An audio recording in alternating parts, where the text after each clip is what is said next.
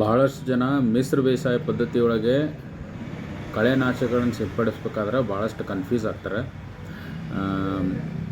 ಭಾಳ ಬ್ರಾಡಾಗಿ ಹೇಳ್ಬೇಕಂತಂದ್ರೆ ಮಿಶ್ರ ಬೇಸಾಯ ಪದ್ಧತಿಯೊಳಗೆ pre emergent ಅಂತಂದರೆ ನೀರು ಹಾಯಿಸಿದ 2 ಅಥವಾ 3 ದಿನಗಳೊಳಗೆ ಉಪಯೋಗಿಸ್ತಕ್ಕಂಥ ಬೆಳೆ ಏಳೋಕ್ಕಿಂತ ಮೊದಲು ಪ್ರಯೋಗಿಸ್ತಕ್ಕಂಥ ಕಳೆನಾಶಕಗಳು ಲಭ್ಯವಿದೆ ಹೊರತು ಬಹಳಷ್ಟು 99% ಮಿಶ್ರ ಬೇಸಾಯ ಪದ್ಧತಿಯೊಳಗೆ ಪೋಸ್ಟ್ ಎಮರ್ಜೆಂಟ್ ಅಂದರೆ ಬೆಳೆಗಳು ಎದ್ದ ಮೇಲೆ ಉಪಯೋಗಿಸ್ತಕ್ಕಂಥ ಕಳೆನಾಶಕಗಳ ಏನು ಅವೈಲೇಬಿಲಿಟಿ ಇದೆ ಬಹಳ ಕಡಿಮೆ.